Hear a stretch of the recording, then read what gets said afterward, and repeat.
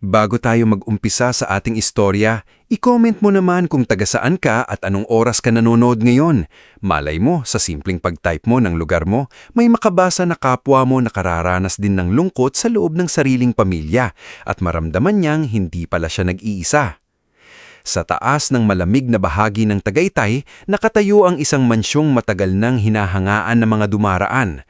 Napapalibutan ito ng matataas na puno ng pine, pulang rosas, puting gumamila at mga halamang maingat na pinapalaki sa isang malaking greenhouse sa likod.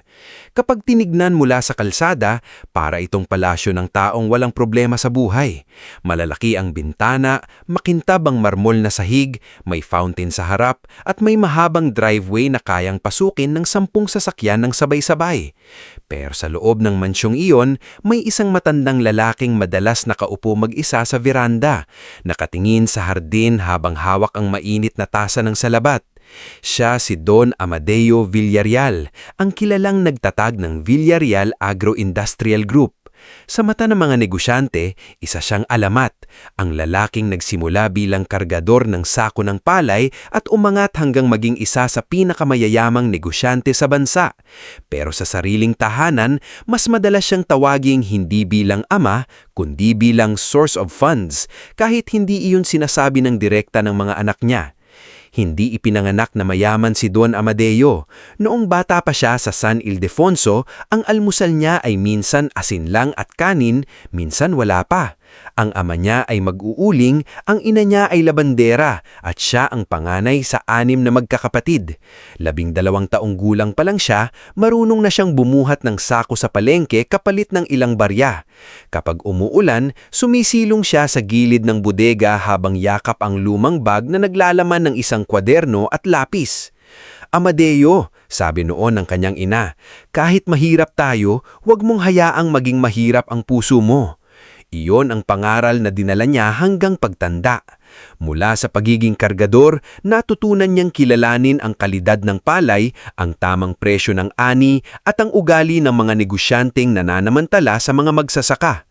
Nagsimula siya sa maliit na bilihan ng bigas. Sa loob ng maraming taon, halos hindi siya natulog ng maayos. Naglakad siya sa putik, nakitag-usap sa mga magsasaka, nangutang ng may takot, nalugi, bumangon at muling sumubok, hanggang ang maliit niyang bilihan ay naging bodega. Ang bodega ay naging planta, ang planta ay naging kumpanya, at ang kumpanyang iyon ay lumawak sa logistics, cold storage, poultry feeds at mga lupang sakahan. Ngunit kahit lumaki ang pangalan niya, hindi lumaki ang ulo niya. Sa mansyon, madalas siyang makitang kumakain sa kusina kasama ang mga kasambahay. Mas gusto niya ang pritong tuyo at sinangad kaysa imported na steak. Kapag may natirang pagkain, hindi niya pinapayagang itapon agad. "Aling Presi," madalas sabihin niya sa kusinerang si Presi Magbanwa na halos 20 taon nang naglilingkod sa bahay. "Kayo lang po ang mayaman na nagagalit kapag may nasayang na kanin." Ngumingiti lang ang matanda. "Hindi kasi nakakalimutan ng sikmura ko kung saan ako nanggaling." Noong nabubuhay pa ang asawa niyang si Doña Eulogia, mas maingay ang mansyon. Si Doña Eulogia ang nagbibigay init sa malaking bahay. Siya ang nag-aayos ng mga salo-salo, nag-uutos na maghanda ng tsokolate tuwing Pasko at nagpapaalala sa mga anak na yumakap kay ama bago umalis. Ngunit 7 taon nang pumanaw si Doña Eulogia dahil sa komplikasyon sa puso. Mula noon, nag-iba ang tunog ng mansyon. Parang lumaki ang bawat kwarto, parang humaba ang bawat gabi. May 4 na anak si Don Amadeo. Ang panganay ay si Gabriel Villarreal, matikas manamit, mahusay magsalita sa harap ng tao, pero sa likod ng magagarang suit ay tambak ang utang sa kasino at mga palpak na investment. Madalas niyang sabihin sa mga tao na siya ang natural successor ng ama kahit ilang beses na siyang iniligtas ni Don Amadeo sa pagkakabaon sa utang. Ang pangalawa ay si Clarimond Villarreal Sandoval, sosyalera na laging may charity event sa pangalan pero mas kilala sa pagpalit-palit ng designer bag kaysa sa pagtutulong sa mga nangangailangan. Kapag dumarating siya sa mansyon, unang tanong niya ay kung inayos na ba ang guest suite niya, hindi kung kumusta ang kanyang ama. Ang pangatlo ay si Ivana Celestin Villarreal, influencer na may milyon-milyong followers. Sa social media, umiiyak siya kapag Mother's Day dahil namimiss daw niya si Doña Eulohia. Pero sa totoong buhay, minsan isang beses lang siyang mabisita ang puntod ng ina at iyon ay kapag may kasamang photographer. Ang bunso naman ay si Brixen Villarreal, lalaking lumaking sanay na may sumasalo sa kanya. Kapag nalulugi ang business idea niya, kay Don Amadeo siya tumatakbo. Kapag may atraso, pangalan ng ama ang gamit. Kapag sinasabihan siyang magtrabaho ng seryoso, ang sagot niya ay, "Pa, hindi naman ako pinanganak para mahirapan." Minsan, sa isang hapunan sa mansyon, sinubukan ni Don Amadeo na pagtipunin ng mga anak. Gusto niya sanang maramdaman kahit saglit ang dating saya noong maliliit pa sila. Nagpagawa siya kay Aling Presi ng kare-kare, pritong tilapia, laing at bibingka. Mga pagkaing dati nilang pinagsasaluhan noong buhay pa ang kanilang ina. Ngunit, nagsimula pa lang ang hapunan, iba na agad ang usapan. "Pa," sabi ni Gabriel habang hinihiwa ang karne, "yung land holding natin sa Batangas, sayang kung hindi natin i-liquidate. May buyer akong kausap." Tumaas ang kilay ni Don Amadeo. "Lupang sakahan iyon, Gabriel. May mga pamilyang umaasa roon." "Pa, sentimental na naman kayo," sagot nito. "Business is business." Sumingit si Clarimond. "Actually, mas maganda kung gawing resort. Farm luxury concept, very marketable." "Resort?" Mahinang tanong ng ama. "Iyon ang lupang unang tumunong sa atin nung nagsisimula pa lang ako." "Exactly," sabi ni Clarimond. "Kaya dapat pagkakitaan na ng tama." Si Ivana naman ay abala sa pagkuha ng video ng hapag. "Guys, don't touch the food yet. I need a family dinner shot." Caption ko, "Home is where legacy begins." Tumingin si Don Amadeo sa kanya. "Anak, pwede bang kumain muna tayo bilang pamilya? Sandali lang pa, content lang." Si Brixen, na kanina patahimik, biglang nagsalita. "Pa, kailangan ko rin pala ng bridge fund. May startup ako. This one is big, promise." Napabuntong hininga si Don Amadeo. "Magkano na naman?" "Mga 30 million lang naman." Natigilan ang kutsara ni Aling Presi sa kusina nang marinig iyon. Si Don Amadeo naman ay tumingin sa apat niyang anak. Wala ni isa sa kanila ang nagtanong kung kumain na ba siya ng maayos, kung nakakatulog ba siya, o kung bakit nangangayapat siya nitong mga nakaraang linggo. Sa kabilang bahagi ng mansyon, tahimik na nagdidilig ng mga rosas ang hardinerong si Tarcisio Mabilog. 52 taong gulang siya, kayumanghi, payat, ngunit matipuno. May mga kamay na halatang sanay sa lupa at trabaho. Hindi siya pala salita. Sa loob ng mansyon, marami ang tumatawag sa kanya na Mang Tarsing, pero si Don Amadeo lang ang tumatawag sa kanya ng buong pangalan kapag seryoso ang usapan. Hindi ordinaryong hardinero si Tarsing. Dati siyang guro sa agrikultura sa probinsya. May asawa siyang si Belinda at isang anak na babae, ngunit kapwa silang namatay sa landslide matapos ang sunod-sunod na bagyo. Nawalan siya ng direksyon noon. Nagpalaboy-laboy siya hanggang mapadpad sa isang outreach program ng Villarreal Foundation. Doon siya unang nakita ni Don Amadeo. Nakaupo sa gilid ng evacuation center. Hawak ang basang litrato ng pamilya. "Marunong ka sa halaman?" tanong noon ni Don Amadeo. "Opo," sagot niya. Halos walang buhay ang boses. "Halika sa mansyon. May hardin akong nalalanta. Baka pareho kayong mabuhay." Mula noon, naging bahagi na siya ng bahay. Si Tarsing ang unang nakapansin na may kakaiba kay Don Amadeo. Kapag naglalakad sa hardin, napapahinto ang matanda at humahawak sa dibdib. Kapag umaakyat ng hagdan, mas mabagal na ito. Minsan, habang pinupunggusan ni Tarsing ang bougainvillea, nakita niyang napaupo sa bench si Don Amadeo, namumutla. "Don Amadeo," mabilis na lapit niya, "masama po bang pakiramdam ninyo?" Ngumiti ang matanda, ngunit halata ang hirap. "Konting hilo lang, Tarsing. Hindi po konti ang itsura ninyo. Matanda na ako." Hindi po lahat ng matanda ganyan kaputla. Napatingin sa kanya si Don Amadeo at napangiti. "Ikaw talaga. Mas istrikto ka pa sa doktor." Doon pumasok sa esena si Doktora Mirela Quesada, ang matagal ng family doctor ni Don Amadeo. Siya ay kalmadong babae, nasa edad 40. May boses na kalmado ngunit hindi nagsisinungaling. Matapos ang serye ng tests, mas naging madalas ang pagbisita niya sa mansyon. Isang hapon, habang nasa study room si Don Amadeo, inilapag ni Doktora Mirela ang folder sa mesa. Don Amadeo, kailangan po nating pag-usapan ng seryoso ang resulta. Tahimik ang matanda. Sa labas ng bintana, tanaw niya si Tarsing na nag-aayos ng lupa sa paligid ng mga rosas ni Doña Eulogia. Gaano kalala? Tanong niya. May agresibong sakit sa dugo. May mga treatment option pa pero dahil sa edad ninyo at sa ibang komplikasyon, kailangan nating maging maingat. Hindi agad sumagot si Don Amadeo. Hinawak niya ang lumang singsing ng asawa sa daliri. May panahon pa ba ako? May panahon pa po, pero kailangan nyo ng suporta. Hindi lang gamot, kailangan nyo ng pamilya. Napangiting mapait si Don Amadeo. Pamilya. Kinagadihan, dumating ang apo sa pamangkin ni Tarsing na si Liora Mabilog, isang dalagang eskwelar na tumutulong minsan sa greenhouse kapag walang pasok. May dalasang mga seedling ng basil at lettuce para sa maliit na hydroponic corner. Lolo Tarsing, dito ko na po ilalagay. Oo iha, ingatan mo. Paborito ni Don Amadeo ang mabangong halaman. Narinig iyon ng matanda mula sa veranda. Liora, tawag niya. Halika nga. Lumapit ang dalaga, medyo nahihiya. Opo, Don Amadeo? Ano ang course mo? Agribusiness Management po. Scholarship po ng foundation ninyo. Magaling. Huwag mong sayangin. Ang lupa, kapag inalagaan, bumabalik ang biyaya. Pero ang pao, minsan kahit alagaan mo, nakakalimot pa rin. Hindi alam ni Liora kung ano ang isasagot. Si Tarsing naman ay tahimik na napatingin sa matanda. Ramdam niyang hindi lang halaman ang tinutukoy nito. Dumaan ang mga araw at mas lumalim ang pag-iisa ni Don Amadeo. Minsan nakaupo siya sa mahabang dining table na may 16 na upuan pero siya lang ang kumakain. Ang mga anak niya ay may kanya-kanyang dahilan.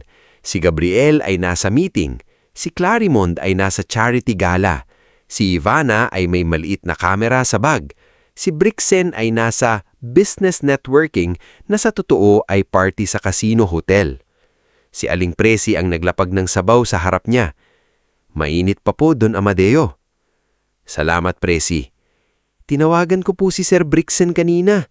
Baka raw late na siya. Hindi na yun darating. Baka naman po busy lang. Napatingin si Don Amadeo sa bakanting mga upuan. Noong maliliit sila, kahit pagod ako, umuuwi ako para lang makita silang kumain. Ngayon, ako naman ang naghihintay. Hindi nakasagot si Aling Presi. Yumuko na lang siya at nagpanggap na inaayos ang plato. Ilang araw makalipas, nagpatawag si Don Amadeo ng family dinner. Sa pagkakataong iyon, desidido siyang sabihin sa mga anak na may sakit siya. Hindi pa ang buong detalye, pero sapat para makita kung may matitirang malasakit sa kanila. Dumating sila ng paisa-isa. Si Gabriel ay may kausap pa sa cellphone. Si Clarimond ay may dalang assistant. Si Ivana ay may maliit na kamera sa bag. Si Brixen ay late ng 40 minuto. Sa hapag, tahimik na nagsalita si Don Amadeo. May kailangan akong sabihin sa inyo. Nagpa-check up ako, hindi maganda ang resulta. Kailangan kong magpahinga sa trabaho at magpagamot. Sandaling natahimik ang lahat. Akala ni Don Amadeo may magtatanong kung ano ang sakit niya. Akala niya kahit isa, lalapit at hahawak sa kamay niya. Pero si Gabriel ang unang nagsalita. So, pa, ibig sabihin ba nito kailangan na nating ayusin ang transition sa company? Napakurop ang matanda. Si Clarimond naman ay maingat na nagtanong, updated ba ang will ninyo pa? Kasi para maiwasan lang ang gulo. Si Ivana ay huminga ng malalim. Pa, with your permission, pwede nating gawing advocacy campaign ito, like family strength, legacy, healing. Si Brixen naman ay sumandal sa upuan. Pa, kung magpapahinga kayo, baka pwede nyo na ring i-release yung ibang funds para naman may magamit kami habang inaayos ang lahat. Walang nagsabing, pa, masakit ba? Walang nagsabing, natatakot po ba kayo? Walang nagsabing, nandito kami. Sa likod ng dining hall, hawak ni Tarsing ang tray ng gamot na iniabot ni Doktora Mirela. Hindi siya gumagalaw. Narinig niya ang lahat.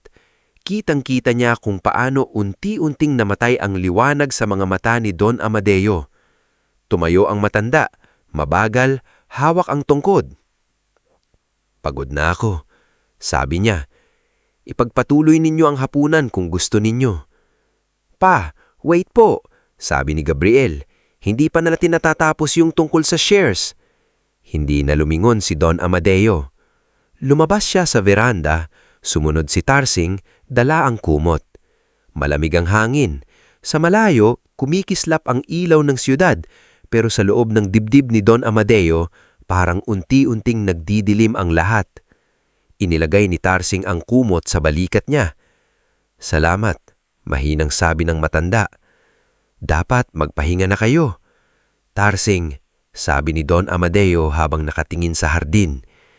"May mga bahay pa lang kahit puno ng tao. Mas malungkot pa sa sementeryo." Hindi sumagot si Tarsing. "Minsan pala, ang pinakamalungkot na bahay ay yung punong-puno ng kadugo pero walang tunay na pamilya." Sa gabing iyon, habang nasa loob ang mga anak na nag-uusap pa rin tungkol sa shares, lupa at pera, si Don Amadeo ay nanatili sa veranda kasama ang hardinerong hindi niya kadugo, pero siya lamang ang nagdala ng kumot nang makita siyang nilalamig. Bago tayo magpatuloy sa ating istorya, i-comment mo muna kung taga saan ka at anong oras ka nanonood ngayon.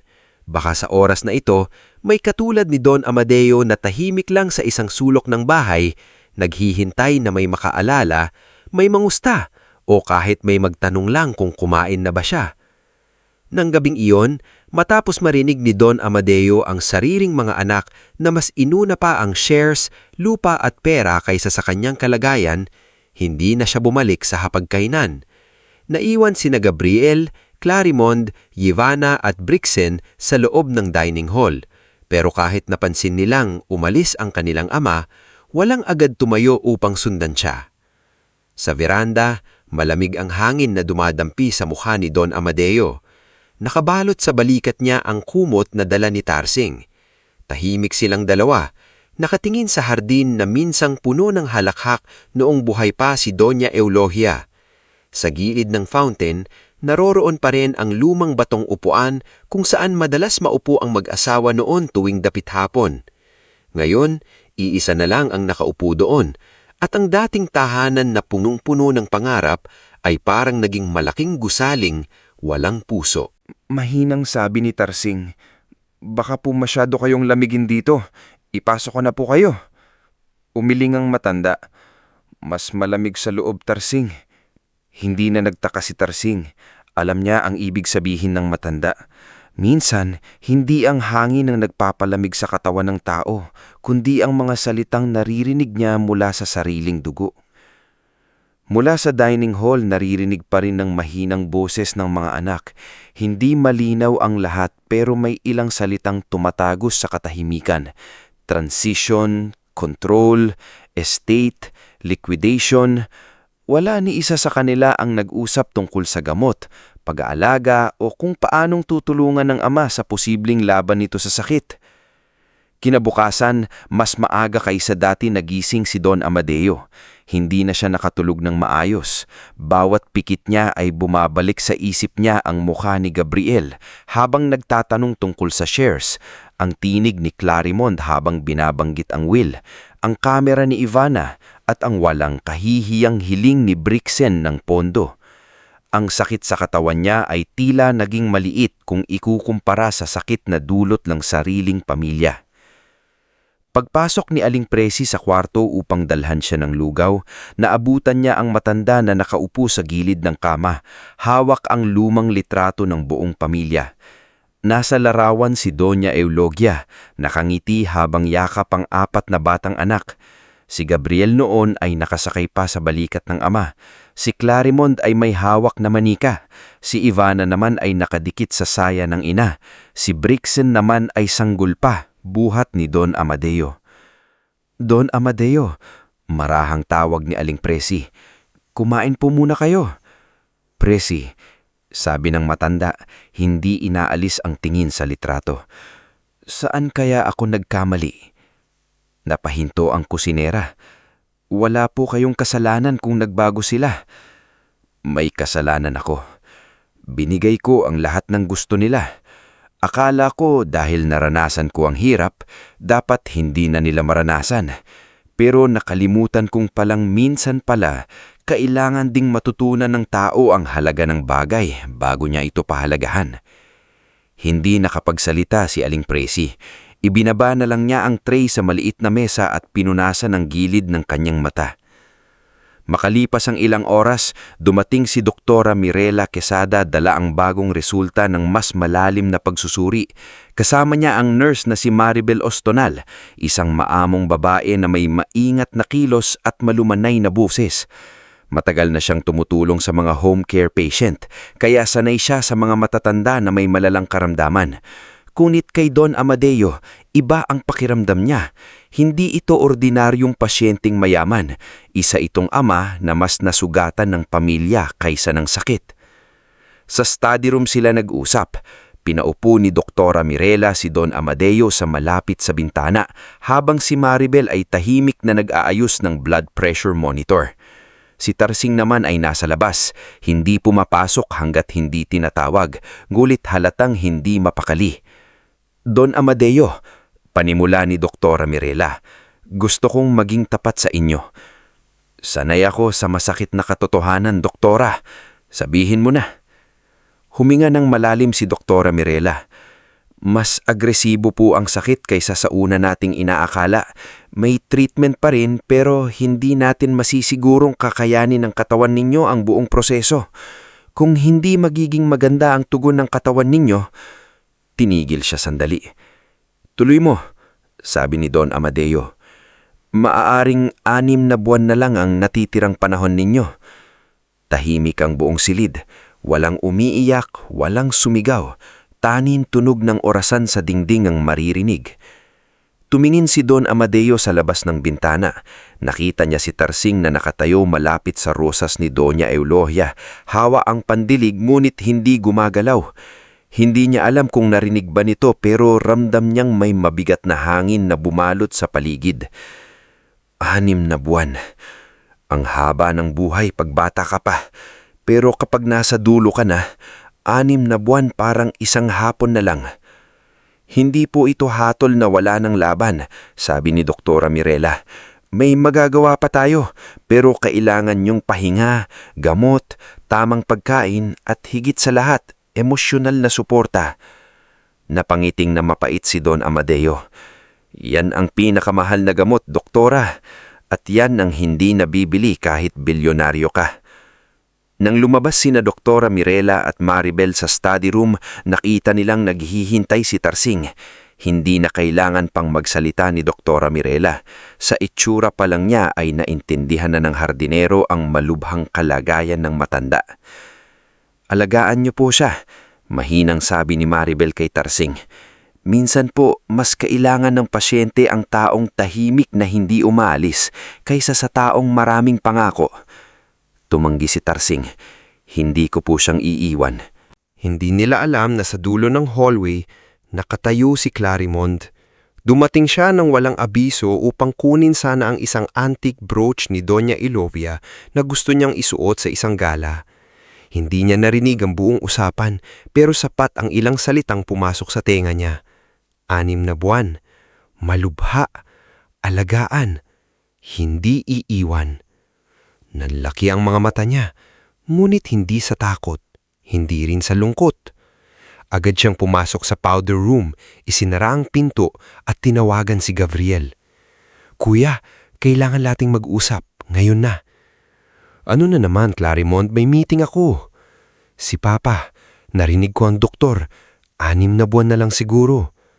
Tumahimik si Gabriel sa kabilang linya. Anong ibig mong sabihin? Tanong nito. Alam mo na ang ibig kong sabihin. Kailangan nating kumilos bago pa may ibang makialam sa estate. Ilang segundo lang ang katahimikan. Pagkatapos ay bumaba ang boses ni Gabriel. Tawagan mo sina Ivana at Brixen. Sa pool house tayo mamayang gabi. Walang staff. Ngunit sa isang bahay na matagal ng puno ng lihim, laging may nakakarinig. Si Maribel, na dadaan sana papuntang kitchen pantry, ay bahagyang narinig ang huling sinabi ni Clarimond. Hindi niya alam ang buong konteksto, pero kumirot ang dibdib niya. May pakiramdam siyang hindi awa ang unang bumuhay sa mga anak ni Don Amadeo, kundi pag-asang malapit na ang mana. Pagsapit ng hapon, naging kakaiba ang kilos ng apat na magkakapatid. Si Gabriel ay dumating na parang may mahalagang board meeting, nakasuot ng dark suit kahit nasa bahay lang. May dala siyang leather folder na puno ng mga listahan ng ari-arian. Si Ivana ay naglibot sa mansyon na tila sinusukat kung aling bahagi ang magandang gawing background ng legacy content. Si Brixen naman ay pumasok sa garahe at kinausap si Ompong Dakwel, ang matagal ng driver ng pamilya. "Kuya Ompong," sabi ni Brixen, nakanikingiti ngunit halatang may gustong kunin. "Alam mo ba kung saang nilalagay ni Papa ang old safe keys?" Kumunot ang noo ni Ompong. "Hindi po, Sir Brixen, at kahit alam ko, hindi ko rin dapat sabihin." Natawa si Brixen. "Grabe ka naman, anak ako, hindi magnanakaw." Tahimik na tumingin sa kanya si Ompong. "Hindi ko po sinabi yon, sir." Napahiya si Brixen, ngunit itinago niya sa pilit ng ngiti. "Basta kapag may nalaman ka, sabihin mo sa akin, may bonus ka." Umalis si Brixen nang hindi naghihintay ng sagot. Sa greenhouse, napansin ni Leora na mas tahimik kaysa dati si Don Amadeo. Nakaupo ito sa maliit na kahoy na bangko. Hawak ang lumang sombrero ni Doña Eulogia na ginagamit nito noon kapag nag-aalaga ng rosas. "Don Amadeo," sabi ni Leora, "dinula ko po yung basil seedlings. Sabi ni Lolo Tarsing, gusto ninyo raw po yung amoy." "Salamat, iha. Mabuti pa ang halaman. Kapag inalagaan mo, malalaman mong buhay pa. Ang tao, minsan humihinga, pero patay na pala ang malasakit." Hindi agad nakasagot si Leora. Bata pa siya, pero ramdam niya ang bigat sa boses ng matanda. "May problema po ba?" tanong niya. Ngumiti si Don Amadeo. "May mga bagay na darating sa buhay mo, Leora, na susubok kung sino ang totoong kasama mo. Huwag kang matakot kapag kakaunti lang sila. Minsan, sapat na ang iisa basta totoo." Napatingin si Leora kay Tarsing na nasa kabilang dulo, tahimik na nag-aayos ng paso. Alam niyang ang tinutukoy ni Don Amadeo ay ang kanyang lolo. Kinagabihan, habang pinapatulog na sana ni Maribel si Don Amadeo, narinig mula sa pool house ang mahinang tugtog. Sa una ay parang normal lang na may bisita ang mga anak, ngunit habang lumalalim ang gabi, lumakas ang musika, sumabay ang tawanan at paminsan-minsan ay may sigaw ng kasiyahan. Napadilat si Don Amadeo. "Ano yun?" tanong niya. Nagkatinginan sina Maribel at Tarsing. "Baka po may bisita lang sina Sir Gabriel," maingat na sagot ni Maribel. "Dalhin mo ko roon." "Don Amadeo, gabi na po. Kailangan nyo nang magpahinga," sabi ni Tarsing. "Dalhin mo ko roon, Tarsing." Ulit niya. Hindi malakas ang boses, pero may bigat na hindi kayang salungatin. Kaya dahan-dahang itinulak ni Tarsing ang wheelchair ni Don Amadeo palabas ng private wing, pababa sa side hallway na papunta sa glass corridor malapit sa pool house. Hindi sila nakita ng mga tao sa loob dahil madilim ang bahagi ng koridor. Mula roon, malinaw nilang tanaw ang nangyayari sa loob. May mga bote ng mamahaling alak sa mesa, may kinikilang na ilaw, may mga bisitang sosyal na nakikipagtawanan, kabilang sina Sabina Faraon, Kendro Almazan at Victoria Ledesma. Nasa gitna sina Gabriel, Clarimond, Ivana at Brixen. Hindi sila mukhang nagdadalamhati. Hindi sila mukhang mga anak na may amang may sakit. Mukha silang nanalo sa isang bagay. Itinaas ni Clarimond ang baso niya. "To patience!" sabi niya. "Konting tiis na lang." Nagtawanan ng ilan. Si Yubana, hawak ang phone, ay nagbiro. "Guys, imagine the content after this. black dress, soft piano music. Caption, continuing my father's legacy. Viral yun! Basta ako, sabi ni Brixen, kapag nakuha ko na ang parte ko, aalis ako ng Pilipinas. I deserve a fresh start. Tumayo si Gabriel, halatang lasing na siya, pero malinaw ang boses. Sa wakas! Sigaw niya habang nakataas ang baso. Makukuha na natin ang pamana! Nagtawanan sila. May pumalakpak. May nagsabing, finally! Habang tumutugtog ang musika. Sa labas ng glass wall, nanigas si Tarsing. Ang mga kamay niya sa hawakan ng wheelchair ay mahigpit na mahigpit. Kung ibang tao lang siya, baka pinasok na niya ang pool house at sinigawan ng lahat. Pero hindi siya gumalaw dahil naramdaman niyang mas mahalaga ang katahimikan ni Don Amadeo kesa sa galit niya. Ang matanda ay nakatingin lang sa loob. Walang luha sa una. Parang hindi siya makahinga. Parang may kung anong huling hibla ng pag-asa ang tuluyang naputol sa dibdib niya. Pagkatapos, dahan-dahang pumatak ang luha sa pisngi niya. Don Amadeo, mahinang sabi ni Tarsing.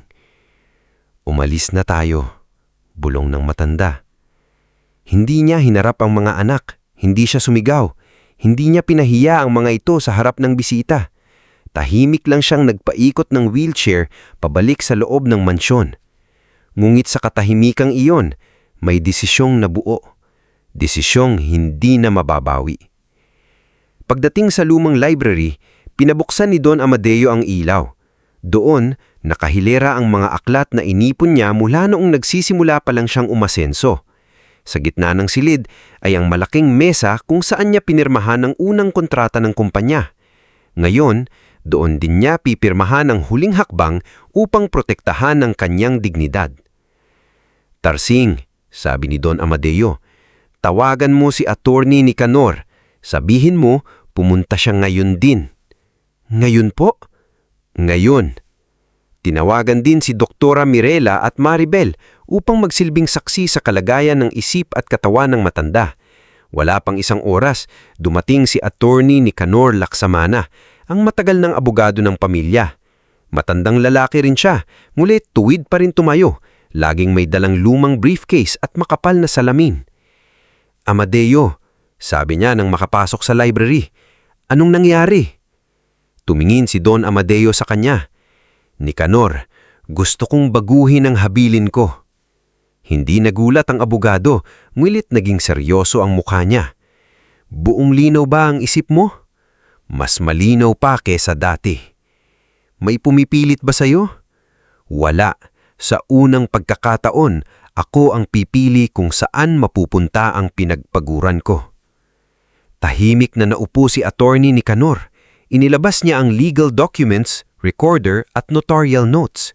Si Doktora Mirela ay nagsagawa ng maikling assessment upang katunayang nasa tamang pag-iisip si Don Amadeo. Si Maribel ay nakatayo sa gilid, saksi sa tibay ng matanda. Si Tarsing naman ay nasa likod, hindi alam kung bakit siya pinapapirmang saksi sa mga dokumentong hindi pa niya nauunawaan. Magsalita si Don Amadeo ng mabagal, ngulit malinaw. Ang mga anak ko ay bibigyan pa rin ng sapat upang mabuhay ng marangal kung pipiliin nila. Hindi ko sila itatapon sa gutom, ngulit hindi ko ipagkakatiwala ang pusong wala silang malasakit na alagaan. Napatingin si Tarsing. Ang malaking bahagi ng personal na estate ko, ang mansyon, ang greenhouse lands at ang pondo para sa isang tahanan ng matanda at eskular ay ipagkakatiwala ko kay Tarcisio Mabilog. Parang natuyo ang lalamunan ni Tarsing. Don Amadeo, hindi po maaari. Hardinero lang po ako. Tumingin sa kanya ang matanda. Hindi ka hardinero lang. Ikaw ang taong nagdala ng kumot nang nilalamig ako. Ikaw ang taong nagtanong kung masama ang pakiramdam ko nang ang sariling mga anak ko ay nagtanong lang kung kailan nila makukuha ang parte nila. Pero hindi ko po kayang hawakan ng ganyang kayamanan. Kaya mo dahil hindi mo ito gustong angkinin. Iyon ang dahilan kung bakit ikaw ang karapat-dapat. Tahimik na nagsulat si Attorney Nicanor. Sa bawat linya, Parang may bintu ang dating buhay na nagsasara at may panibagong layunin na nabubuksan. Hindi ito ginawa ni Don Amadeo para maghiganti lamang. Ginawa niya ito dahil sa wakas, malinaw na sa kanya kung sino ang nagmamaal sa kanyang bilang tao, hindi bilang pangalan, hindi bilang kumpanya, at hindi bilang laman ng bank account. Bago matapos ang gabi, pinirmahan ni Don Amadeo ang panibagong habilin. Nanginginig ang kamay niya, hindi dahil nagdadalawang isip siya, kundi dahil nanghihina na ang katawan niya. Ngulit ang bawat pirma ay malinaw. Sa huling bahagi ng dokumento, ipinasulat niya kay Attorney Nicanor ang pangungusap na matagal niyang pinag-isipan habang nakatingin sa hardin. Ang yaman ay hindi dapat mapunta sa dugong marunong lang maghintay ng kamatayan, kundi sa pusong marunong mag-alaga habang may buhay pa. Pagkatapos pumirma, ipinikit ni Don Amadeo ang mga mata. Sa labas ng library, mahina pa ring umaalingaw-ngaw ang tugtog mula sa pool house. Patuloy pa rin ang kasiyahan ng mga anak niya. Walang kaalam-alam na habang ipinagdiriwang nila ang inaakala nilang nalalapit na mana, tuluyan na silang tinanggal ng ama sa trono ng kayamanang hindi nila kailanmang natutunang pahalagahan. Bago tayo magpatuloy sa ating istorya, i-comment mo muna kung taga saan ka at anong oras ka nanonood ngayon. Sa mundong ito, minsan ang tunay na pamilya ay hindi nasusukat sa apelyido, kundi sa taong nananatili sa tabi mo kapag wala ka nang maibigay kundi sakit, panghihina at katahimikan. Kinabukasan matapos ang gabing iyon sa pool house, nagising ang mansyon na parang walang nangyari. Maliwanag ang sikat ng araw sa malalaking bintana, mabango ang kape mula sa kusina, at naroon pa rin ang mga hardin na tahimik na dinidiligan ni Tarsing. Ngunit sa loob ng bahay, may nagbago. Hindi ito nakikita sa mga pader, hindi rin naririnig sa yabag ng mga tao. Nasa hangin ito, isang bigat na parang may lihim na dumaan sa buong mansyon habang natutulog ang mga anak ni Don Amadeo. Si Don Amadeo ay nakaupo sa kanyang kwarto, nakatingin sa hardin. Hindi siya natulog ng maayos matapos pirmahan ang bagong habilin. Hindi dahil nagsisi siya, kundi dahil ang bawat pirma niya kagabi ay parang huling pamamaalam sa dating pag-asa na baka balang araw ay magbago ang kanyang mga anak bago pa mahuli ang lahat. Pumasok si Maribel, dala ang gamot at isang basong maligamgam na tubig. "Magandang umaga po, Don Amadeo," mahinahon niyang bati. "Kailangan po nating inumin ito pagkatapos ng kaunting almusal." Tumanggo ang matanda. "Salamat, Maribel." Napansin ng nurse na namumugto ang mga mata nito. "Masama po ba ang pakiramdam ninyo?" "Masama ang loob ko," sagot ni Don Amadeo. "Pero sanay na ang katawan ko roon." Hindi agad nakapagsalita si Maribel.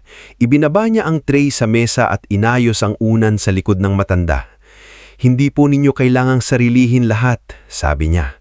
Napangiti si Don Amadeo ng bahagya. "Ilang taon ko nang ginagawa iyon. Minsan pala kapag nasanay kang ikaw ang sandalan ng lahat, nakakalimutan nilang ikaw din ay napapagod." Sa labas ng kwarto may bagong security protocol na ipinatupag ni Attorney Nicanor Lacsamana. Hindi na basta-basta makakapasok ang sino man sa private wing ni Don Amadeo. Ang mga dokumento sa library ay nailipat na sa secure cabinet. May kopya ang abogado, may kopya ang isang independent trust office, at may sealed envelope na iniwan sa bangko. Hindi alam ng magkakapatid na habang sila ay lasing at nagdiriwang kagabi, may legal na mundong nagbago sa ilalim ng kanilang mga paa. Bandang 10:00 ng umaga, bumaba si Gabriel mula sa guest suite. Nakasuot pa rin ng mamahaling robe, halatang may hangover ngunit pilit na nagpapakarespetado. Diretso siya sa private wing, ngunit hinarang siya ng bagong security officer na si Ramil Estoya, dating pulis na kinuha ni Attorney Nicanor Lacsamana. "Sir Gabriel, pasensya na po. Kailangan po munang magpaalam kay Don Amadeo bago pumasok." Napakunot ang noo ni Gabriel. "Excuse me? Anak ako." "Opo, sir. Pero utos po ito ni Don Amadeo at ni Attorney Lacsamana." "Hindi ko bisita dito," mariing sabi ni Gabriel. "Hindi ko po sinasabing bisita kayo, sir. Pero hindi pa rin po kayo maaaring pumasok ng walang pahintulot. Namula ang mukha ni Gabriel sa inis, hindi siya sanay na hinaharang, lalo na sa bahay na akala niya ay magiging kanya rin balang araw. Mula sa itaas ng hagdan, bumaba si Clarimond, nakasuot ng silk robe at hawak ang cellphone. "Anong nangyayari?" tanong niya. Apparently, sarkastikong sagot ni Gabriel, "Kailangan na nating magpa-appointment para makita ang sarili nating ama." Dumating din si Ivana, may hawak na camera bag. "This is bad optics. Kung may makaalam nito, lalabas na pinagkakaitan tayo." Si Brixen naman ay bumababa habang hihihikab. "Baka drama lang ni Papa. Alam niyo naman yun. Gusto laging may lesson." Hindi nila alam na nasa loob ng kwarto si Don Amadeo, naririnig ang ingay nila sa hallway. Hindi niya pinapasok ang mga ito, hindi dahil gusto niyang parusahan agad, kundi dahil sa unang pagkakataon, pinili niyang protektahan ang sarili niya mula sa mga taong matagal na niyang pinapapasok kahit paulit-ulit siyang sinusugatan. Sa hardin, nagtatrabaho si Tarsing nang lumapit sa kanya si Liora. May dala itong maliit na notebook at ilang printouts para sa greenhouse project nila. "Lolo Tarsing, bakit parang ang bigat ng bahay ngayon?" Hindi tumigil si Tarsing sa paglalagay ng lupa sa paso. "May mga bahay, iha, na mas maingay kapag may tinatagong kasalanan." "May nangyari po kagabi." Napatingin siya sa apo. Ayaw niyang isali si Liora sa gulo, ngulit alam niyang hindi ito mangmang. May narinig si Don Amadeo na hindi dapat marinig ng isang ama mula sa mga anak niya. Nalungkot si Liora. Kaya po ba parang ang lungkot niya kanina? Matagal na siyang malungkot, kagabi lang niya napatunayan kung bakit. Habang abala sila sa hardin, si Ate Nicanor ay dumating muli sa mansyon. May dala siyang makapal na folder. Hindi na siya dumaan sa main hall kung saan nag-aabang ang mga anak. Diretso siya sa private wing at nang makita iyon ni Clarimond, agad siyang sumunod. "Ate Nicanor," tawag niya. "Bakit parang may mga bagay na hindi namin alam?" Huminto ang abogado at tumingin sa kanya ng mahinahon. "Maraming bagay ang hindi ninyo alam dahil hindi ninyo tinatanong ang tamang bagay." "Anong ibig ninyong sabihin?" "Tinatanong ninyo kung nasaan ang will, pero hindi ninyo tinatanong kung paano natutulog ang ama ninyo sa gabi." Natigilan si Clarimond. Sandali siyang nawala ng sagot, ngunit nanaig pa rin ng pride niya. "Karapatan naming malaman ang kalagayan niya. Karapatan ng ama ninyo na magpahinga mula sa mga taong nagpapabigat sa kanya." Umalis si Ate Nicanor nang hindi na naghihintay ng sagot. Naiwang nakatayo si Clarimond sa hallway. Halatang napahiya, ngulit hindi pa rin handang tumanggap ng mali. Sa kwarto, kinausap ni Ate Nicanor si Don Amadeo tungkol sa mga susunod na hakbang. Nandoon si Doktora Mirela upang ayusin ang treatment schedule, si Maribel para sa daily care plan, at si Tarsing na tahimik na nakatayo sa gilid. "Amadeo," sabi ni Ate Nicanor, "kailangan nating maging maingat. Kapag nalaman ng mga anak mo ang laman ng bagong habilin, siguradong lalaban sila. Alam ko, maami kanilang palabasing hindi nasa tamang pag-iisip, kaya nandyan si Doktora." Tumangko ang doktora. "May medical documentation po tayo. May cognitive assessment. Malinaw po na may kapasidad kayo noong pumirma. Maari rin nilang akusahan si Tarcisio na minanipula ka." Dagdag ni Ate Nicanor. Doon nagsalita si Tarsing. "Ate, kung magiging dahilan lang po ako para magkagulo sila, alisin niyo na lang po ang pangalan ko. Ayoko pong isipin ng mga tao na kinuha ko ang hindi akin." Tumingin sa kanya si Don Amadeo. "Tarsing, noong gabing giniginawa ko, hindi ka nagtanong kung may kapalit ba ang kumot. Noong bumagsak ako sa hardin, hindi ka nagtanong kung magkano ang bayad sa pag-aalalay. Bakit ngayong ako ang gustong magtiwala sa'yo, gusto mong umatras? Dahil malaking bagay po ito. Mas malaking bagay ang puso mo." Sagot ng matanda, at iyon ang wala sa kanila mayon. Tahimik ang lahat kahit si Ate Nicanor ay napayuko, para bang ang mga salitang iyon ay hindi lang legal na usapan kundi huling habilin ng taong sugatan. Sa mga sumunod na araw, unti-unting binago ni Don Amadeo ang kanyang buhay. Hindi na siya sumasali sa mga usapan tungkol sa negosyo, maliban kung mahalaga. Hindi na niya hinahayaang abalahin siya ng mga anak sa bawat hingi ng pondo. Ang mga tawag ni Gabriel tungkol sa Batangas land deal ay ipinapasa niya kay Ate Nicanor. Ang mga pakiusap ni Clarimond na buksan ang jewelry vault ay tinanggihan. Ang plano ni Ivana na mag-shoot ng family legacy documentary sa kwarto niya ay hindi pinayagan. Sa halip, mas madalas siyang nasa greenhouse. Doon, iba ang mundo. Walang sigawan tungkol sa shares, walang kamera, walang plastic na yakap, may amoy ng lupa, dahon at tubig. May katahimikang hindi nakakatakot. Tuwing umaga, inilalabas siya ni Tarsing sa wheelchair at inilalagay sa tabi ng rosas ni Doña Eulogia. Dito po muna tayo? Tanong ni Tarsing. Oo, dito ako nakakahinga. Si Liora ay madalas sumali pagkatapos ng klase. Tinuturuan siyang magbasa ng simpleng kontrata. Sa mesa sa greenhouse, inilalapag niya ang lumang kopya ng supplier agreement. Basahin mo ang maliit na letra. Sabi ng matanda. Ito po, tanong ni Liora. May penalty clause kapag hindi na-deliver ang produkto sa tamang oras. Tama, kapag may pinirmahan ka, huwag kang mahiyang magtanong. Maraming mababait sa harap pero sa papel, nananaksak. Natawang mahina si Liora. Parang tao rin pala ang kontrata. Ang tao kasi, pwedeng ngumiti habang niloloko ka. Sa bawat araw, lumalapit ang loob ni Don Amadeo kay Liora. Hindi bilang kapalit ng mga anak niya, kundi bilang paalala na may kabataang kaya pang hubugin ng tama. Nakikita niya dito ang dating sipag na nawala sa kanyang sariling mga anak. Kapag nagsasalita si Liora tungkol sa pangarap na makatulong sa mga magsasaka, lumiliwanag ang mata ng matanda kahit nanghihina na siya. Isang hapon, habang nasa greenhouse sila, biglang dumating si Gabriel kasama ng isang lalaking nakasuot ng mamahaling relo at makintab na sapatos. Ipinakilala niya itong si Roldan Vera, negosyanteng interesado raw sa development project sa Batangas. Pa! Sabi ni Gabriel, pilit na masigla, sandali lang ito. Maganda ang offer ni Roldan. Hindi naman nating ginagamit ng todo ang lupa. Sayang ang value. Tumingin si Don Amadeo kay Roldan, pagkatapos ay kay Gabriel. Ilang pamilya ang nakatira at nagtatrabaho sa lupang yon. Napahinto si Gabriel. Pa, hindi yun ang point. Yon ang point sa akin. Sumingit si Roldan. Don Amadeo, with all due respect, pwede naming bigyan ng relocation package ang farmers. This is a premium opportunity. Premium para kanino? Tanong ng matanda. Nagklatiginan sina Gabriel at Roldan. Pa, wag na nating gawing emosyonal, sabi ni Gabriel. Kailangan nating maging praktikal, lalo na ngayon na putol ni Don Amadeo. Hindi nakasagot si Gabriel.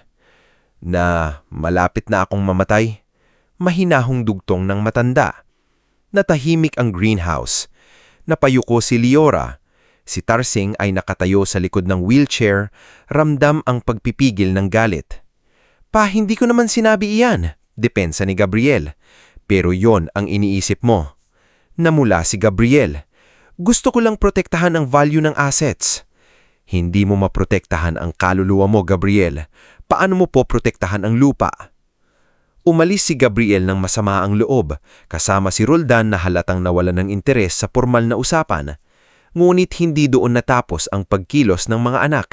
Kinabukasan, nagdala si Clarimond ng psychiatrist na si Dr. Silvano Maras, kunwari raw para sa wellness evaluation ni Don Amadeo, ngunit halata kay attorney Nicanor ang tunay na pakay.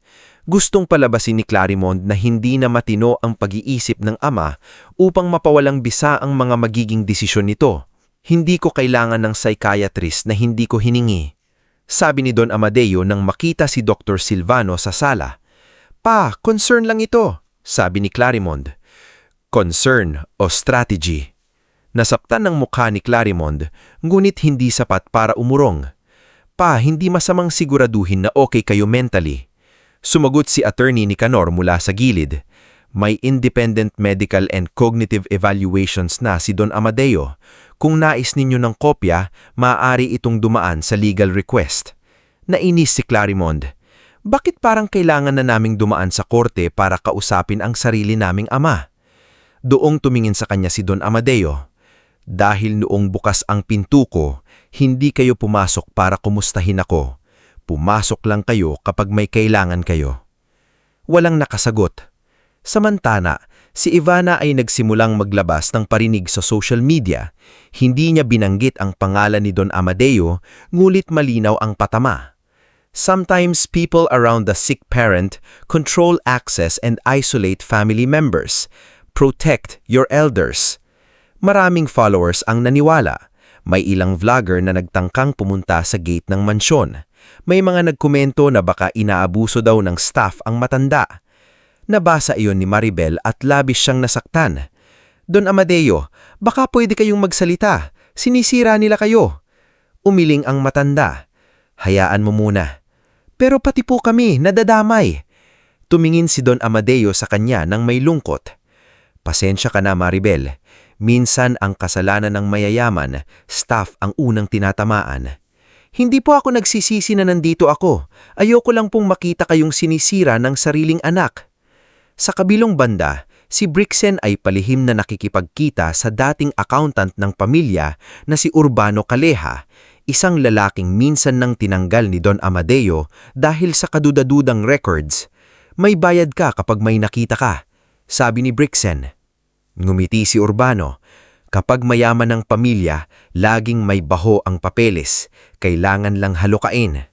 Ngunit hindi nila alam na bawat galaw nila ay masusing minomonitor na mayon ni Attorney Nicanor, hindi para manakit, kundi para protektahan si Don Amadeo sa oras na sumabog ang lahat. May security logs, screenshots, message copies at testimonya mula kina Ompong at iba pang staff. Isang gabi, kinausap ni Don Amadeo si Tarsing sa veranda. Mas mahina na siya. May kumot sa balikat at sa tabi niya ay tasa ng salabat. Tarsing, sabi niya, natatakot ka ba? Opo, tapat na sagot ni Tarsing. Saan? Sa iiwan niyo po, sa galit ng mga anak niyo, sa bigat ng tiwala niyo, sa posibilidad na hindi ko magawang ng tama. Napangiti si Don Amadeo. Mabuti, ang taong natatakot magkamali, mas maingat sa kapangyarihan. Hindi ko po gustong maging mayaman. Kaya nga ikaw ang pinili ko. Matagal silang natahimik.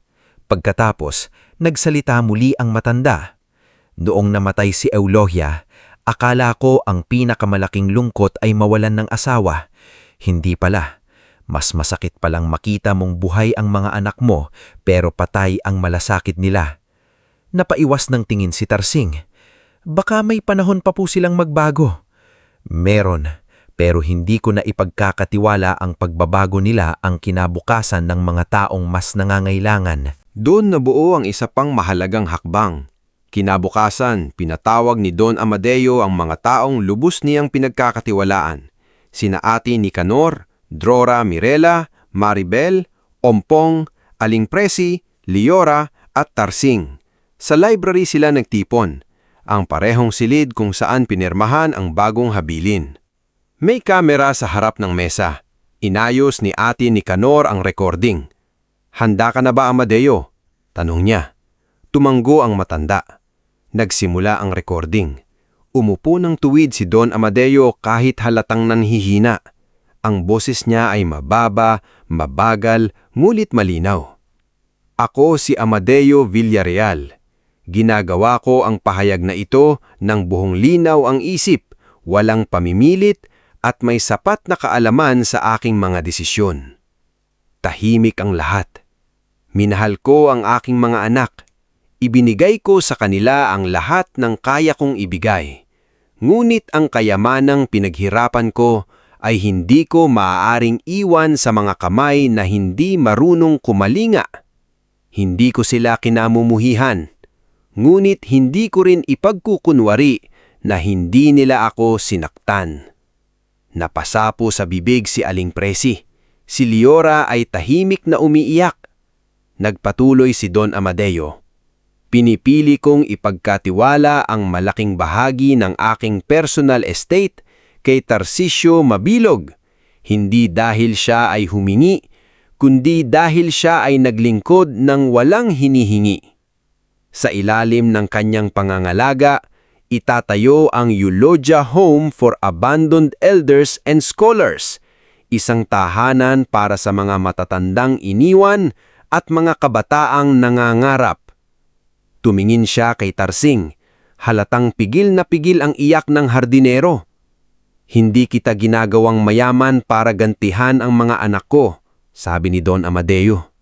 Ginagawa ko ito dahil ikaw ang nagpaalala sa akin na may saysay pa ang buhay ko kahit 6 na buwan na lang ang sabi nila. Pagkatapos ng recording, walang agad nagsalita. Parang lahat sila ay naging saksi hindi lang sa legal na pahayag, kundi sa huling pagbangon ng isang ama mula sa pagkadurog. Tumayo si Tarsing, lumapit kay Don Amadeo at lumuhod sa harap nito. Hindi ko po alam kung kaya ko, nanginginig niyang sabi.